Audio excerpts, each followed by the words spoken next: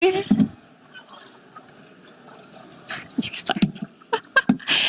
evening. I am Beth Troy, and I am the faculty director behind this event of Advice Not Taken for our initiative on advancing women in entrepreneurship.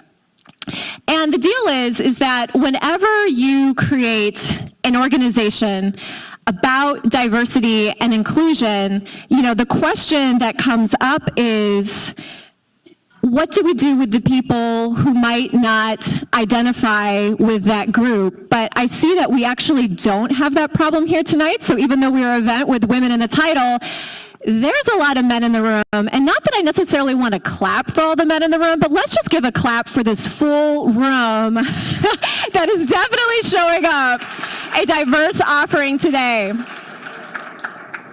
Thank you for coming out. But I think we all realize, especially when we are talking about diversity and inclusion, that gender is not the only form of diversity in the workplace, right?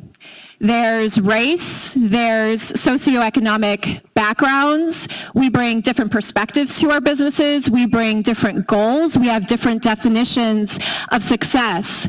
And when you put all of that together, that could create one big hot mess. How are we supposed to move forward when everyone is so different? How can we actually operate as a team? But what we're finding, what research is showing, is that time and time again is that diversity makes good business. Teams, on average, make better decisions 50% of the time than individual decision makers. Teams with gender diversity make better decisions 67% of the time. Teams with differences in diversity across geography and age make better decisions 78% of the time. Diverse teams make decisions faster. They are more nimble and can stay at pace with the dynamic business environment that we are operating in. So diversity makes good business. But that's a big word, right? This word of diversity, it's a buzzword. So what I want you guys thinking about tonight with diversity is that what we are talking about is difference. That what tonight is, and what Advancing Women in Entrepreneurship is at its core, is a celebration of difference.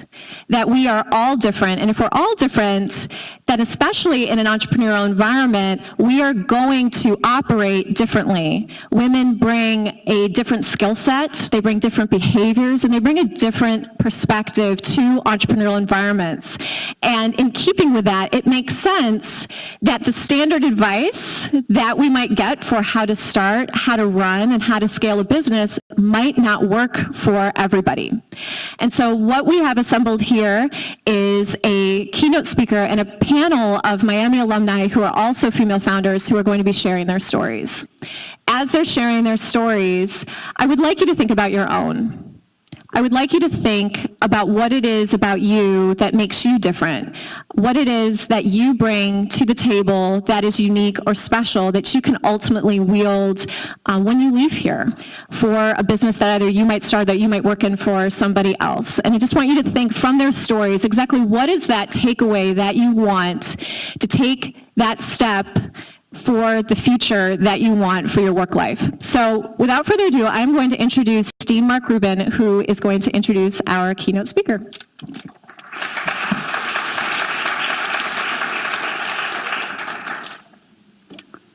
Welcome, everybody. This is a great turnout. This is very exciting, and I hope you take a lot away from the speaker and panel tonight. It's my pleasure to introduce you to our keynote speaker and panel moderator, Wendy Lea.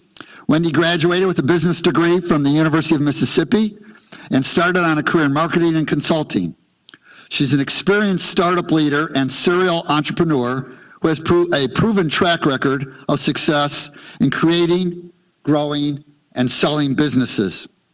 Currently, she's wrapping up her term as CEO of Centrifuge, a Cincinnati-based public-private partnership that connects the region's high-potential startups to advice, talent, funding, and customers, and also provides working space in downtown Cincinnati for our entrepreneurship students. She then will focus her attention on the board and mentoring roles with Techstars, the world's #1 Startup Accelerator. Wendy is a member of the Cincinnati Women's Executive Forum and has twice been recognized as a woman of influence in Silicon Valley and in San Francisco in 2016. She served as the keynote speaker for our divisional recognition ceremony and currently serves on the Entrepreneurship Advisory Board. We're delighted that she's able to be with us this evening. Please join me in welcoming Wendy Lea.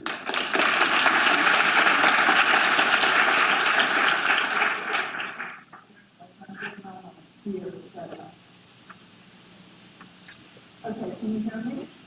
No, now better? Yes, good. Can you guys hear up there? Yes, good. Awesome.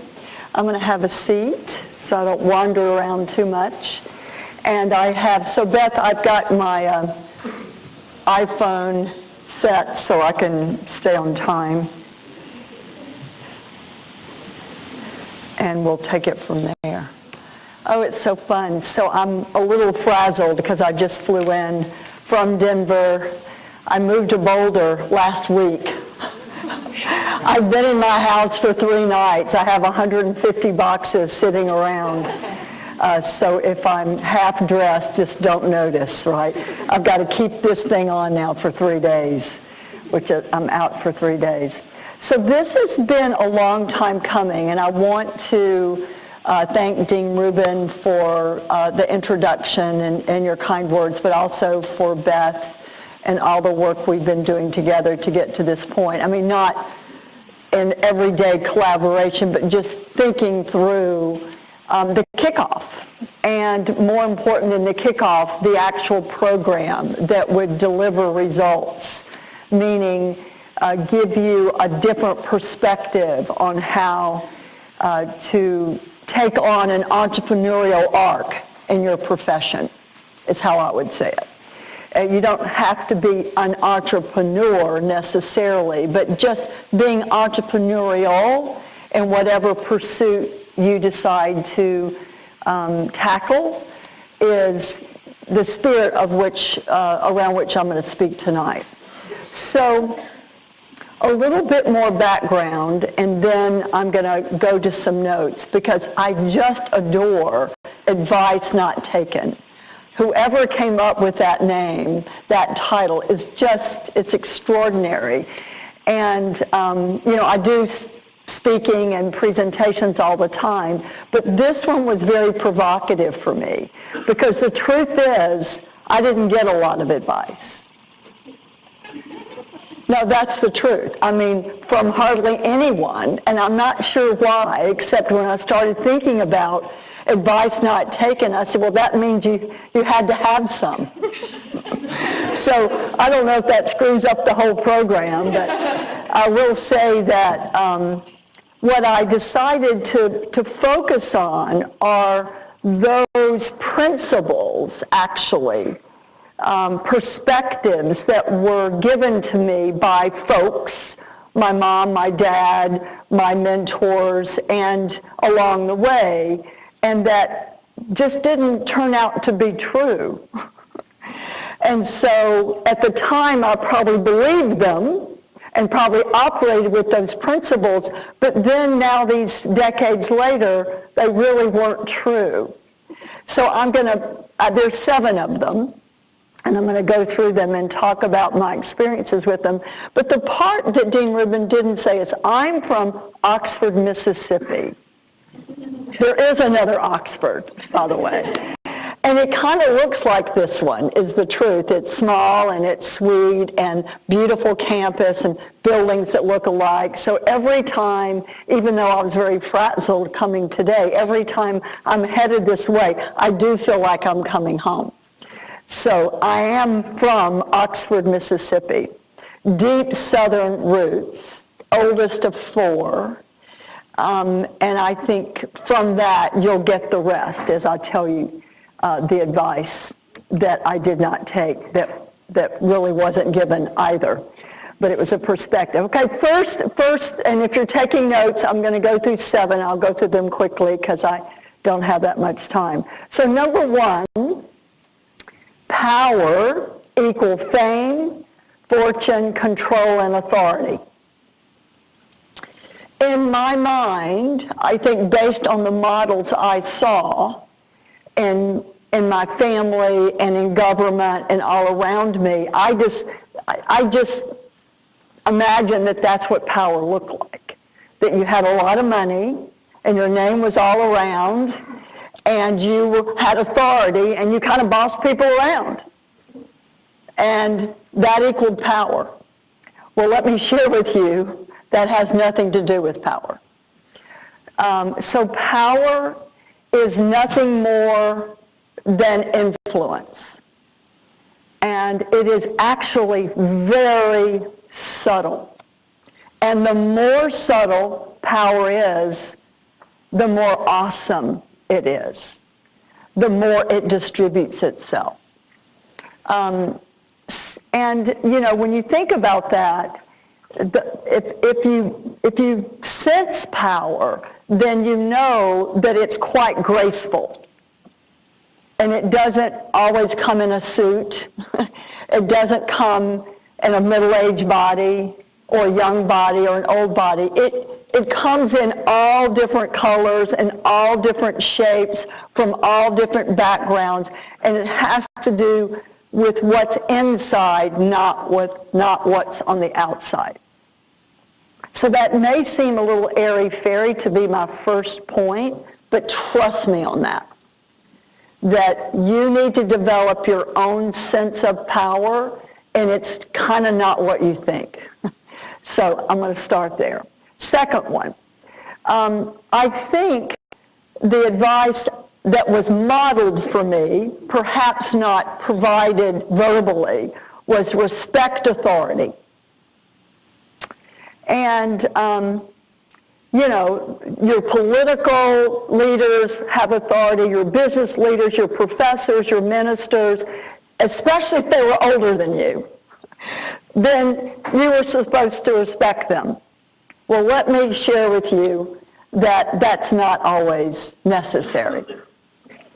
And what I mean by that is not be difficult and act out, but not everyone, just because of their title or their position or their profession, deserves to be respected.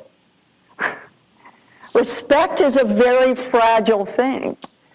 And so don't just lay that on just because of their position, their title, their profession. You get to decide that.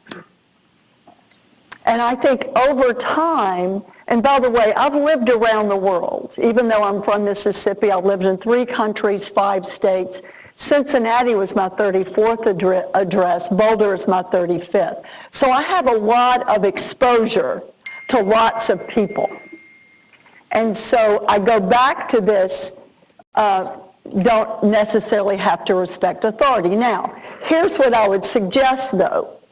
When you sense you're in the midst of someone that probably deserves respect, you're not even sure why, it's for all the reasons I mentioned. They're older, you know, they've achieved things, they have a title, they're the whatever.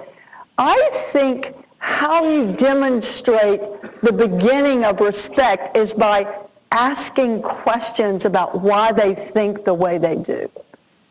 To me, that's the ultimate expression of respect. So tell me, Dean Rubin, what is your hypothesis for the future of work? That's a why question. That's a subtle why question. Because that's how you know if the dean, I mean, other than his position power, is really worthy of the kind of respect that you're going to develop for him. Because the respect has to do with what? How someone thinks, how they apply their knowledge, right? How they orient their knowledge. So don't just give away respect. Understand that. Now, I will say, as a venture-backed entrepreneur, you know, you always kind of think, well, he's my investor, so of course I must respect him or her. I'm not sure. I mean, I respect the fact that they trusted the business plan enough and me enough to invest money in the business. So in that way, I respect them. But when it comes to the deep sense of how they are as humans, how they carry themselves, you know, what they know and how they think about what they know, I mean, you need to ask questions around that. Why questions are the most powerful in the world. They are the most powerful in the world. And people can be put off by them when they're in a hurry, right? It's like a little kid, like, why do I have to go to bed now? Because I said so, right? So you have to think through how you want to ask why, but I want you to really consider that. Don't just arbitrarily respect authority. Number 3, I always thought, based on modeling that I observed, that discipline and hard work paid off. Let me share with you a little secret. It doesn't always. Which doesn't mean you need to be lazy and sloppy and not do your work, but let me assure you that you can work really hard at something, really hard, and be very disciplined and it still fail. Wake up to that. So that's a lot to accept, right? If the advice from your dad or your first boss or your professor or your best friend was, if you just work hard and you stay disciplined, it's all going to happen for you, it's going to be pretty disappointing as you go down the road. So you have to think through the definition of it not working out, right? Failure. And failure is painful, but it doesn't kill you. It is not final, right? It is not fatal. It's situational. You miss your quarter, I know some are well, you miss your quarterly number, right? Your bookings number. Okay, you're not going to die. It's disappointing, right? You probably did everything you were supposed to do. You followed, you watched your metrics, you communicated to your team, but you didn't hit the number, right? So what do advice is be disciplined and work hard, right? But you didn't really, it didn't work out. So that's something to think about. Here's another thing. Risk is not bad. My father, working class guy, he would say, be careful. Don't take a lot of risk, right? You've got to stay on this side of the road. You've got to get there first. I mean, well, what if you didn't get there first, right? What if you did take a risky choice in a job or a class? What if you didn't love it? Risk is just that. It's an opportunity to experiment and explore. You should be embracing risk, in my humble opinion. You should be looking up the definition of risk and writing a whole paper on it for you. Not someone else's risk profile, but your risk profile. That's what entrepreneurially minded folks do. They define risk based on their own sense of self and their own passion. So note to self, for me, advice not taken was my father suggesting, be careful, right? Don't take that risk. Walk on this side of the street, right? Make sure that you go get a job as soon as possible. And, the truth is I didn't always follow that particular advice, and it turned out pretty well. Not easy, but pretty well in terms of what I learned. Okay. I'm down to 3 more. First of all, another advice not taken is institutions and big organizations do not equal security. Okay? So I know many of you are probably being interviewed by EY or Deloitte or Chicago Bank or Procter & Gamble or whatever, big companies, or institutions. It could be, children's, the Cincinnati Children's Clinic. I mean, all these institutions and all these organizations, they do not equal security. They just don't. They're not going to guarantee you anything except for some money, for some work, for some period of time. But it's not going to be forever. And so don't be sad or mad if that day comes when they change their mind about you, not because you didn't perform, it's just because you didn't fit into their strategy. Get over it.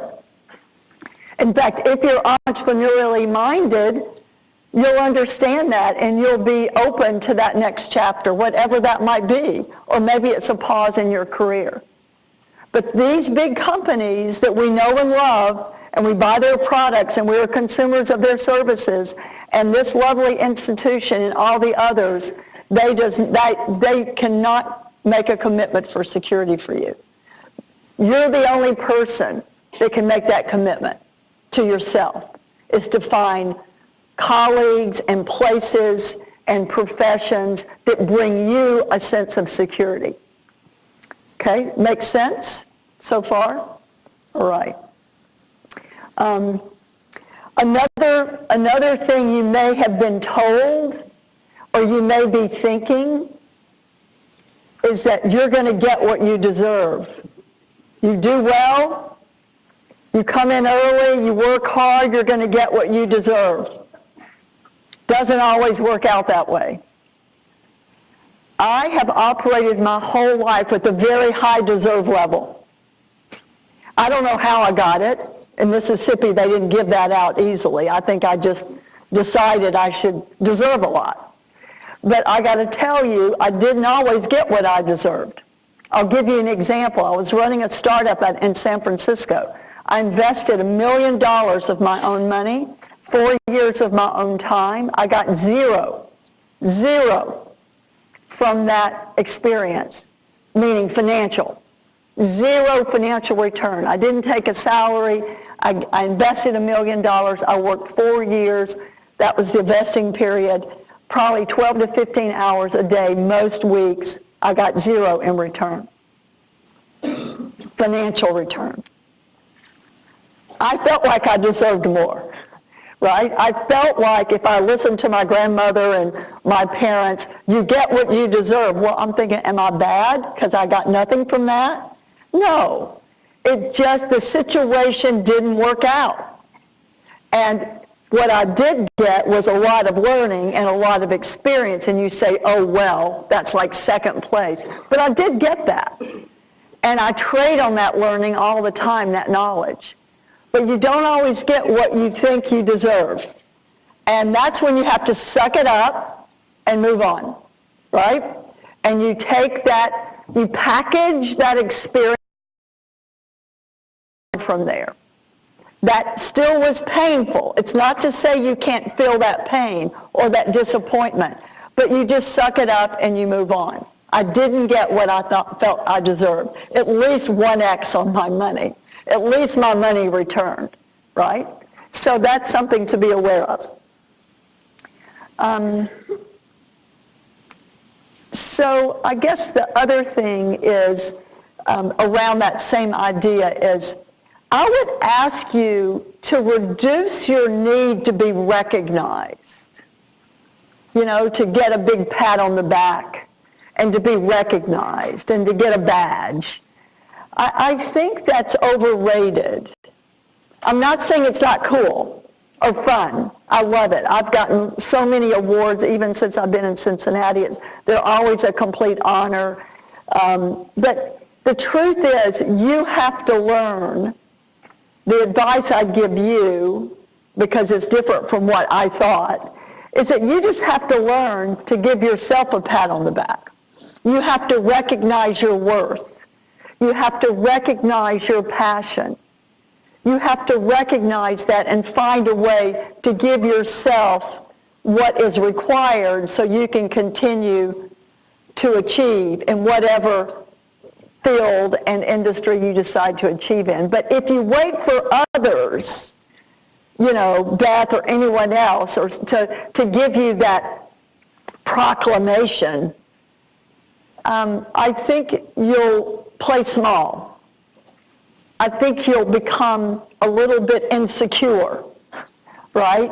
And you'll say, oh, well, I wonder if I'm doing a good job. They haven't told me. I didn't get that award, or I didn't get mentioned in the newsletter. Like, let go of that, because I don't think it's that helpful over time. So where am I on my time? Because my phone, okay, good. Okay, so let me wrap it up and bring on the panel. So you are in the perfect position to recalibrate. How about that? Recalibrate advice. There's no better time than now than to look at all the dimensions of your life, personally and professionally, and recalibrate. And it's not to say you're not going to consider other people's advice, but I would say it's you that you need to listen to first. Because if you don't, you're not going to develop a sense of respect for yourself, a sense of direction for yourself. And you're going to become too dependent, highly dependent on the view of others, instead of being curious and wonder and take that from others just to the degree you need it at that time. So that's what I would say about my view of advice not taken. Helpful? You guys want to join me?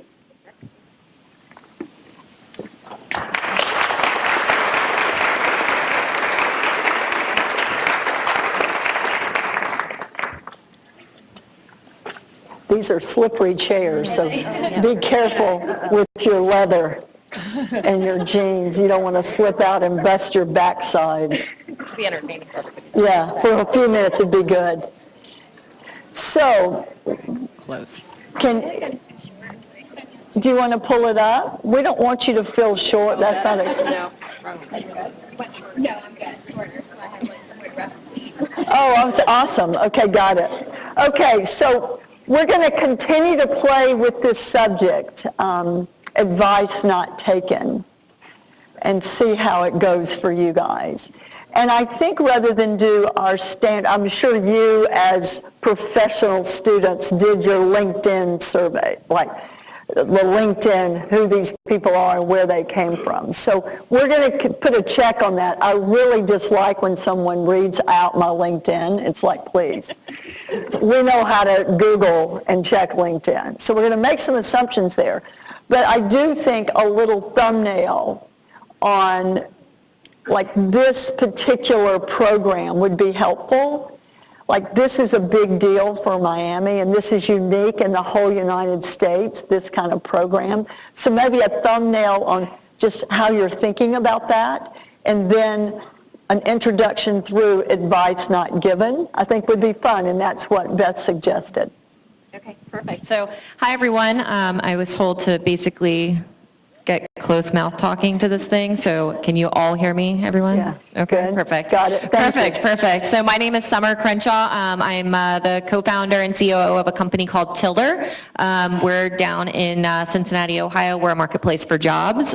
Super fun, cool company. We've been in business for about 3 years now. So I've definitely got to know Wendy very well through the trials and tribulations of being a female tech entrepreneur, growing and scaling a business. So I'm absolutely ecstatic to see how many people are in this room, and as Beth alluded to, especially to see how many men and women are in this conversation, because a part of being a woman in a male world, as I'm in, and as Wendy's been in as well, is you can't go it alone. You can't think that all of us women can just band together and we drive all of the success. It's about having equality in the space. And I think that that's something that we have to change the way we have these types of conversations, and not feel like they're challenging not only to just have and to recognize, but to just get over it. We do business together. We can grow great businesses together. And for me, I think when I think about advice not taken, I think it's really interesting. So I have two co-founders. One is a man, one is a woman. And we are very diverse amongst the three of us. My two other co-founders, from a socioeconomic perspective, grew up very wealthy. I did not. I grew up in a trailer park, and I came from a family that my mom never even went to 11th grade. So to graduate high school and to go to Miami University was a huge deal to me. And a lot of the advice I saw was, one, get out, which was good. Okay, I would give them that. Yes, get out of the trailer park. That was good advice. But number two, I think, my influence was my grandmother. And I think, out of the goodness of her heart, she did give me a lot of advice that I could do more and be more, but to an extent. I had a block. I had a cap. I couldn't go bigger, badder, farther. So she passed away about a year into Tiller, and there was some fun awards that had come up, and she heard about Tiller getting an award, and I'm trying to explain to my grandma, hey, I just raised $5 million. Granny, isn't this amazing? And she's like, I don't even know what that means. I'm like, me neither. I'm learning. But we still had conversations like in the same vein. I think I told her, and I was in the Target parking lot, and it was 9 o'clock at night, and she was like, why are you outside by yourself at 9 o'clock? I'm like, oh, wow. So this is a new situation. So for me, advice not taken was, don't play by the mold. There shouldn't be a mold. There isn't a specific entrepreneur that looks like the perfect person. You don't have to be a man, woman, old, young. There's no perfect person. I mean, I think one of the things I've learned over the course of being an entrepreneur over the last 15 years is, I'm young. I'm 37. I'm actually happy to be a young entrepreneur, because typically when you make it big, it's 43? Like when you see a lot of success, that's typically when, on average, in the Valley. I don't think there's a typical age. Well, right. Whatever statistics by whatever magazine of whoever has said, it's older.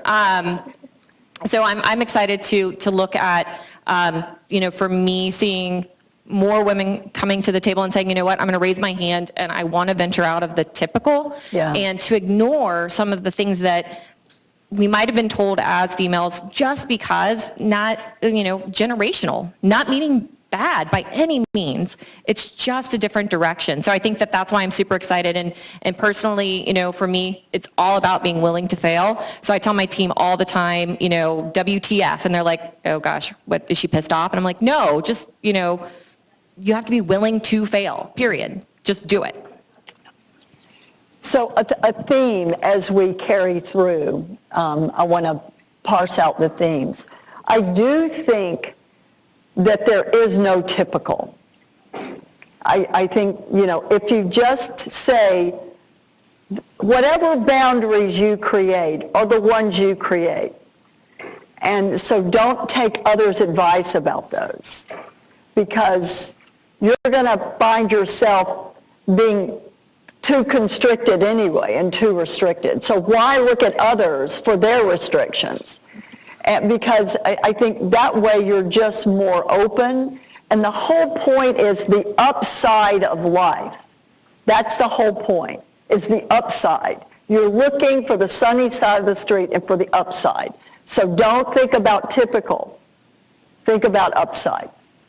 That is a great jumping off point for me. Good. So I'm Awesome. Stephanie Silverman, and when I came to Miami, I still am a Jewish girl, but I was a Jewish girl from the East Coast. And when I came to Miami, no one could remember where I went to school, and they would say things to me like, wait, are you in Michigan? Are you in Montana? No, it was all the same, the middle of the country. So this idea of not being typical is probably what has defined me. And so I co-own a media business up in Cleveland, Ohio, and we provide content for parents of teens.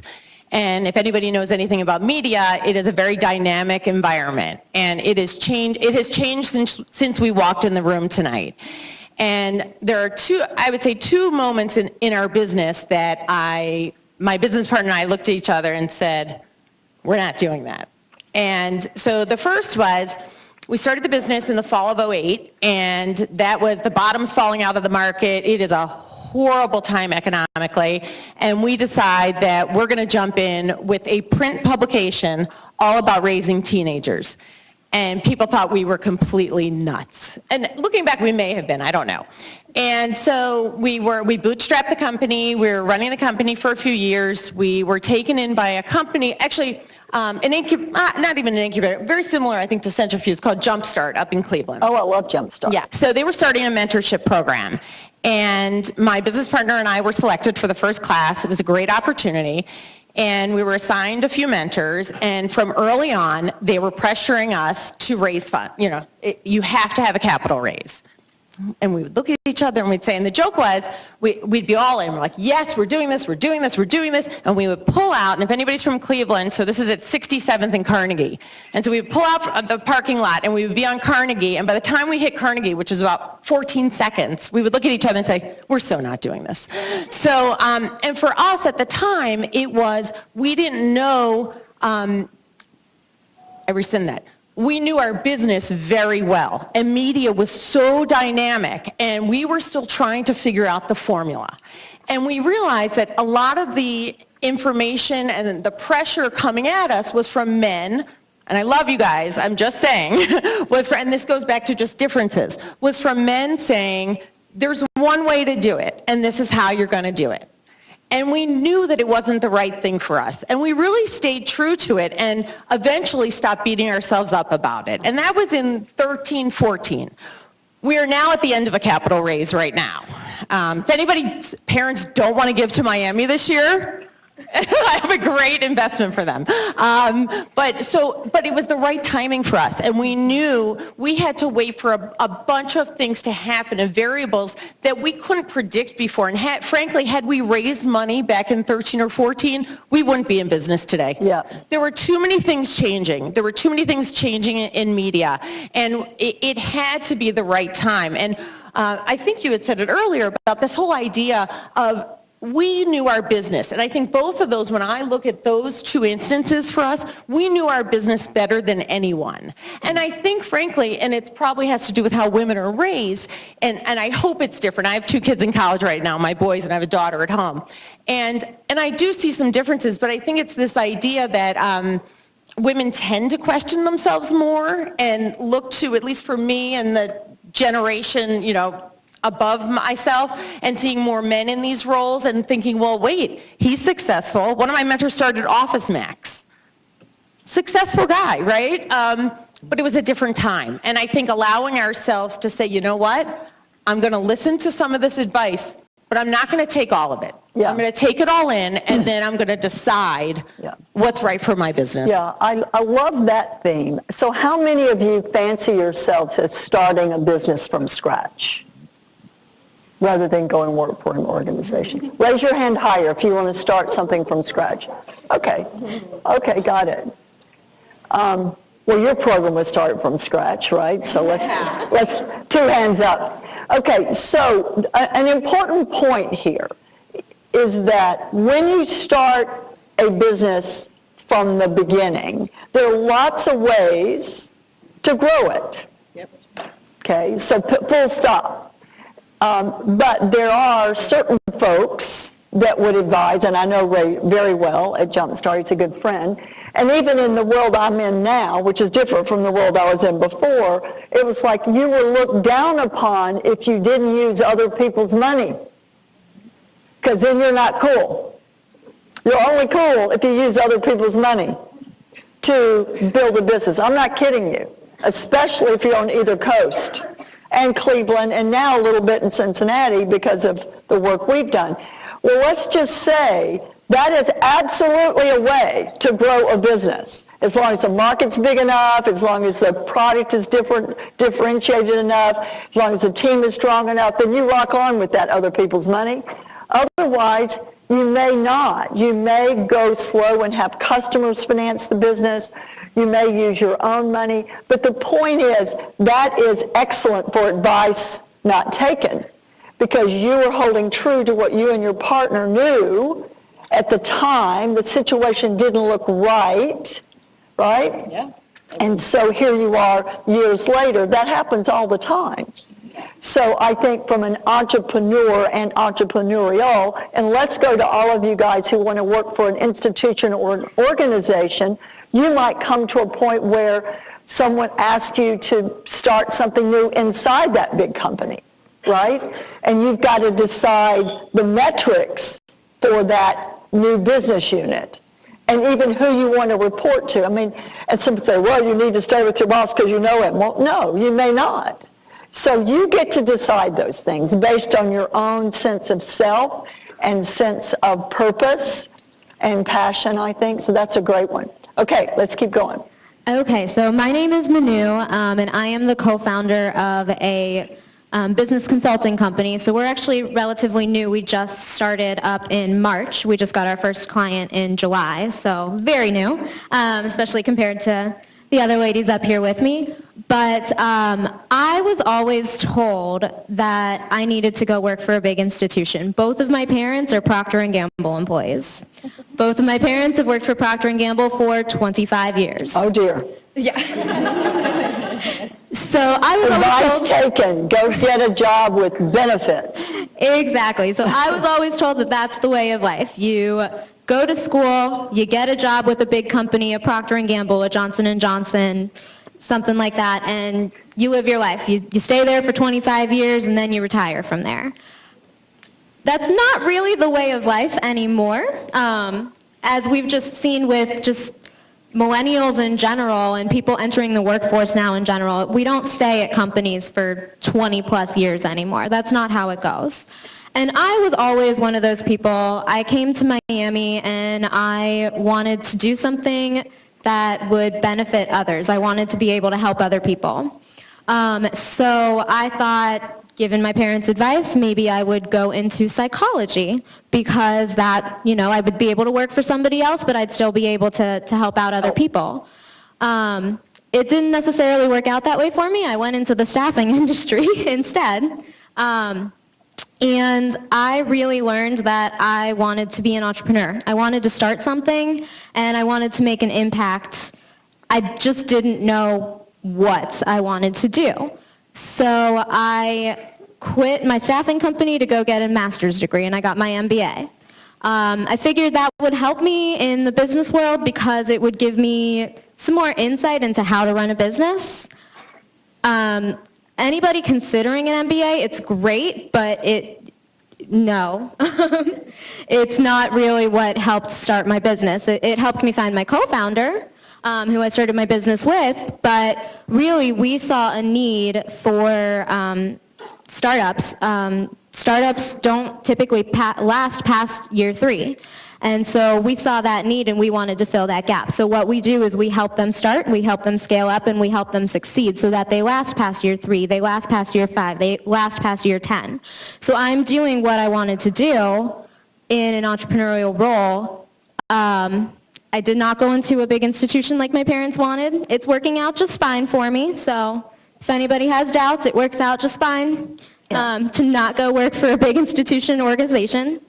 The other advice not taken is I was always told, same thing, start with other people's capital. You've got to do a seed round. You've got to be a C Corp so you can do your Series A. You've got to get out into the stock market and really get other people's money in to help you out. And we are not doing things that way.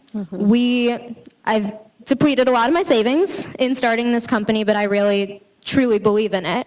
And I am not going to take other people's capital in order to continue to run Ingenuitas the way that I want to. I am using my own capital. We're using our customers that we bring in. We've got enough customers sustaining us that we're able to pay ourselves our salaries. We're able to pay our employees their salaries from that. And we're just going to keep going that way for a while, And a lot of people say, don't do that. Take capital from angel investors or go get a loan from a bank. But something that I've always kind of lived by is I don't love the debt piece of it. Sometimes you have to go into debt. Sometimes you have to get that loan from a bank. But that's just not the way that we're running our company. So to continue on that individualistic. Well, you have defined your own risk profile. So remember, I was talking about risk, how, it's easy for other people to suggest your risk profile. You decided for you that debt was not a kind of risk that you wanted, that you would rather go slow and go long and be in your passion. So that's absolutely fine.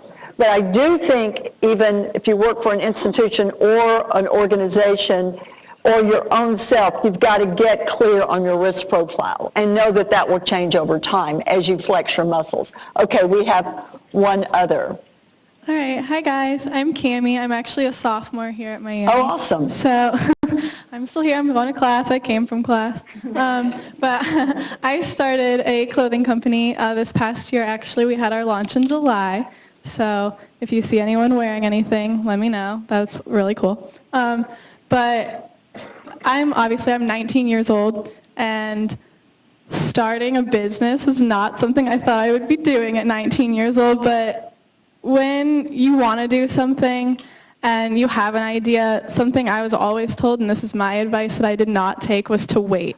And all my advisors were like, wait until you graduate, wait until you've taken more classes, wait until you've had more experience. And I was like, I don't want to wait. I know what I want to do, and I want to do it now. And so I did do my research, and from the time that I thought of the ideas to the time that I actually went into production and making them was time. I did wait for that, but in the sense of waiting years and years and years, I didn't. And it might be a mistake, we'll see, but if it was a mistake, it's probably one of the best mistakes I've ever made. I've learned a lot so far, and I will keep learning. And for my parents who told me to wait because they were scared that I was going to go broke, we'll see. Hopefully now we're doing good so far, but yeah, that's definitely, I'm not telling you to dive into the deep end if you don't know how to swim, because that's not very smart, but we're all here. We all got to college. I know we're all taking classes that teach us very well, and so don't be afraid either. Don't do something stupid, but we aren't stupid. We're all here. Hopefully you all do your homework and go to class. So yeah, believe in yourself. Oh, I like that, but I do also love, don't wait. I especially love that one, so thanks for bringing that up. There is no perfect time. You hear this from your professors and from your parents and from your colleagues about you can't time the market, right? You hear that all the time. You can't time anything because you just don't know. I mean, this week we had 2 days of 500-point drop, and then in 1 day a 500-point up, and I live off the market, so those are scary times. But you can't wait. You can't time it. The only thing you can do is be true to that burning desire you have to put skill and knowledge to work. And guess what? It may not work. And you may not get what you deserve because you deserve it to be successful, but you're at least going to experience it. And I would say that experience is just as important as education. Experiments and experiences are just as important as education. So if you get all three of those E's, you got a lot going on. If you're well educated and you do some experiments and you have some experiences that teach you and help you be smarter for the next time, that's a lot going on. So good luck with your business. Very good luck. So I want to be sensitive to time. I think we have, 4 minutes? So a couple of things that stand out. And these are noteworthy. So in the spirit of being in class, you can take a note. You won't hurt my feelings if you don't, but I still think they're noteworthy. Number one is we get to decide and redecide the boundaries of success. $5 million sound like an outrageous number to your grandmother, right? Well, I needed 8 million. Yeah. But I mean, she was like, I can't even imagine that. Well, you can, right? And if you had stuck with the boundary provided by her, right, in that box, not just in the trailer park, but in that box, you wouldn't be sitting here, you wouldn't be learning, experimenting, and you wouldn't be on a path to what looks like success, right? Every day is different, but that's important. So let's make sure you don't get stuck in a box that was given by someone else. You get to decide that. So I think a lot about redeciding. It's a real word. You can Google it. Then the whole thing of what other people expect you to do with your business. I mean, that really rings true because I know Jumpstart, I know Centrifuge, I know Ray Leach. You have to decide that path of growth for yourself. And having co-founders are really important because you want that yin and yang, the tension. Where there is tension, there is opportunity. Always remember that. If it's too easy, it's too easy. You will not grow from it, right? So I like that tension of should we do it? We're in the parking lot. What's going to happen? I don't want to do it, like trusting your instinct. Although I do think instinct has to be sharpened all the time with intellect. So I wouldn't just play out instinct all the time. I think you need to bounce instinct off of the horsepower, frankly, heart and head, very important, but I love that example. And then I also love the example of advice to go work for a large company. The interesting point, when I first got to Cincinnati, everyone I met was retired P&G. I'm like, and they all had been there for 35 years. I'm like, gosh, that's a long time to be at a company. Is that the only company we have here? Right? Because it was, and they were all there helping, which I enjoyed, you know, but the point is you took a road less traveled. Now you have to be accountable for that, right, as I know you are, because you're not going to get 10 weeks or 5 weeks or whatever they get at Procter & Gamble. I've never worked for a big company, so I have no idea. But I think they get benefits and stuff. And that's what I hear. That's what I'm told. So you're not going to have it the same way, right? But if you can play out your knowledge and your skill and passion a different way, you got it going on. And I think the big message here was don't wait. So I'll end on this. You are very, very fortunate to be in a place and a time that thinks strategically about diversity and inclusion. When I was growing up, it was never discussed. So you just became whoever you were with, right? Because you didn't want to stand out. Just the opposite. You didn't want to stand out. You wanted to put your head down, get there first, work hard, but you get to stand out. Based on gender, based on skin color, based on history, based on age, where you get this religious background. You should want to stand out. If you stand out, you will stand taller, if for no one else but yourself. And that's all that matters anyway. Right? So I would end on that how grateful we are to have this program, and I will do anything within my power and the power of my network to ensure it's successful, because it is important, not just for Miami University, but for the Midwest overall, and for all the others that are touched by us. So thank you very much for having us. Thank you, Jen Rubin. Thank you, Beth.